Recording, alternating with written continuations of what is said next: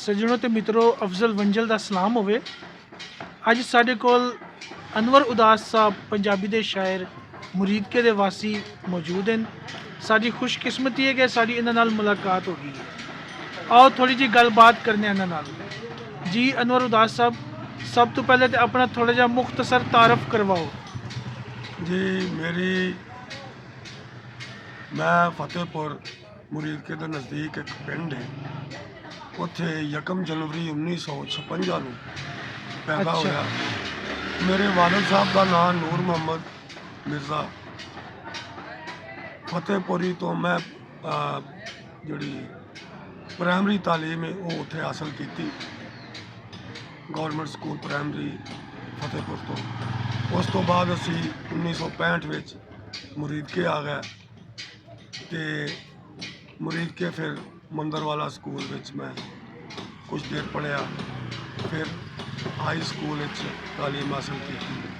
इस तरह अपना 1976-77 ਦੇ ਵਿੱਚ मैं शायरी शुरू की। अच्छा जी। ਤੇ ਉਸ ਤੋਂ ਬਾਅਦ ਫਿਰ सिलसिला जड़ा चलता रहा। मैं पंजाबी शायरी भी करना, उर्दू भी लिखना, ठीक है। तो दोवां जुबानां च मेरियां काफ़ी सारी शायरी अखबारां च रसालियां च छपदी रही ਤੇ है। ਆਪਣੀਆਂ ਕਿਤਨੀਆਂ ਕਿਤਾਬਾਂ ਨੇ ਪੰਜਾਬੀ ਦੀਆਂ ਅੰਦਾਜ਼ਨ? मेरियां इस वेले 12 किताबां छप चुकियां ने माशाअल्लाह जी, माशाअल्लाह। जिन्हां चों 2 नसर दियां ने, बाकी शायरी दी। ਤੇ ਮੇਰੇ ਸੁਣਨ ਵਿੱਚ ਆਇਆ ਜੀ ਤਕਰੀਬਨ ਪੂਰਾ ਮੁਰੀਦਕੇ ਸਾਰਾ ਹੀ ਤੁਹਾਡਾ ਸ਼ਾਗਿਰਦ ਹੈ ਸ਼ਾਇਰੀ ਦੇ ਹਵਾਲੇ ਨਾਲ। जी बहुत सारे मुरीदके दे शायर जिहड़े ने वो मेरे शागिर्द ने, जिन्हां विच प्रोफैसर मुनव्वर हुसैन अख्तर साहब, करामत अली पट्टी साहब और इलियास आतिश साहब, गुलाम शबीर साहिम साहब और आसम बिस्मिल साहब, ये मुरीदके दे नाल तल्लक रखते हैं, मेरे शागिर्द ने बाकायदा। ते बाकी इन्हां तो इलावा पूरे पंजाब विच मेरे शागिर्द खिलरे हुए हैं।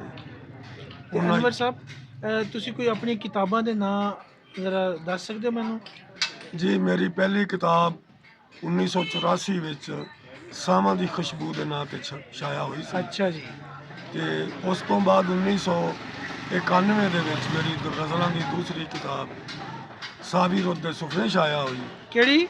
ਸਾਵੀ ਰੁੱਤ ਦੇ ਸੁਪਨੇ। ਸਾਵੀ ਰੁੱਤ ਦੇ ਸੁਪਨੇ ਜੀ, ਮਾਸ਼ਾਅੱਲਾ। ਉਸ ਤੋਂ ਬਾਅਦ ਤੀਸਰੀ ਕਿਤਾਬ 1993 ਵਿੱਚ ਤਿੱਖੀਆਂ ਧੁੱਪਾਂ ਦੇ ਨਾਂ ਤੇ ਛਾਇਆ ਤਿੱਖੀਆਂ ਹੋਈ। ਧੁੱਪਾਂ। ਤਿੱਖੀਆਂ ਧੁੱਪਾਂ ਦੇ ਨਾਂ ਤੇ ਛਾਇਆ ਹੋਈ। ਉਸ ਤੋਂ ਬਾਅਦ ਮੇਰੀ ਕਿਤਾਬ ਇੱਕ ਸ਼ਿਕਵਾ ਜਵਾਬੇ ਸ਼ਿਕਵਾ, ਅਸਲ ਨਾਂ ਉਹਦਾ ਹੈਗਾ ਮੈਂ ਤੇ ਮੇਰਾ ਰੱਬ, ਤੇ ਅੱਛਾ, ਜਿਹਦੇ ਵਿੱਚ ਸ਼ਿਕਵਾ ਜਵਾਬੇ ਸ਼ਿਕਵਾ 2 ਨਜ਼ਮਾਂ ਨੇ। ਠੀਕ। ਉਹ ਛਾਈ 2004 ਵਿੱਚ ਛਾਇਆ ਹੋਇਆ। ਉਸ ਤੋਂ ਬਾਅਦ ਇਹ ਸਿਲਸਿਲਾ ਚੱਲਦਾ ਰਿਹਾ ਤੇ ਹੁਣ ਤੱਕ ਮੇਰੀਆਂ 12 ਕਿਤਾਬਾਂ ਜਿਹੜੀਆਂ ਨੇ ਉਹ ਛਾਇਆ ਹੋ ਚੁੱਕੀਆਂ। ਮਾਸ਼ਾਅੱਲਾ ਜੀ।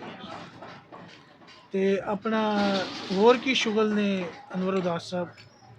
ਜੀ ਸ਼ੁਗਲ ਸਿਲਸਿਲਾ ਰੋਜ਼ਗਾਰ ਤੇ ਮੈਂ ਇਤਿਹਾਦ ਕੈਮੀਕਲ ਚ ਕੋਈ 46 ਸਾਲ ਨੌਕਰੀ ਕੀਤੀ ਹੈ। ਅੱਛਾ, ਮਾਸ਼ਾਅੱਲਾ। ਤੇ ਉੱਥੋਂ ਮੈਂ 2015 31 ਦਸੰਬਰ 2015 ਚ ਰਿਟਾਇਰ ਹੋਇਆ। ਰਿਟਾਇਰ ਹੋ ਗਏ, ਠੀਕ ਹੈ। ਤੇ ਉਸ ਤੋਂ ਬਾਅਦ ਇੱਕ ਛੋਟੀ ਜੀ ਦੁਕਾਨ ਬਣਾਈ, ਕੰਪੋਜ਼ਰ ਦਾ ਕੰਮ ਕਰਨਾ ਜੀ। ਅੱਛਾ, ਤੇ ਬਸ ਇਹ ਹੀ ਮਾੜਾ ਮੋਟਾ ਸਿਲਸਿਲਾ ਰੋਜ਼ਗਾਰ ਹੈ। ਚਲੋ ਜੀ, ਬੜੀ ਮਿਹਰਬਾਨੀ ਅਨਵਰ ਉਦਾਸ ਸਾਹਿਬ, ਤੁਹਾਡੇ ਨਾਲ ਮਿਲ ਕੇ ਬੜੀ ਖੁਸ਼ੀ ਹੋਈ। ਅੱਲਾਹ ਪਾਕ ਤੁਹਾਨੂੰ ਸਿਹਤ ਤੇ ਤੰਦਰੁਸਤੀ ਦਿੱਤੀ ਰੱਖੇ ਤੇ ਤੁਹਾਡਾ ਸਾਇਆ ਸਾਡੇ ਸਿਰਾਂ ਤੇ ਹਮੇਸ਼ਾ ਕਾਇਮ ਦਾਇਮ ਰਵੇ। ਆਮੀਨ।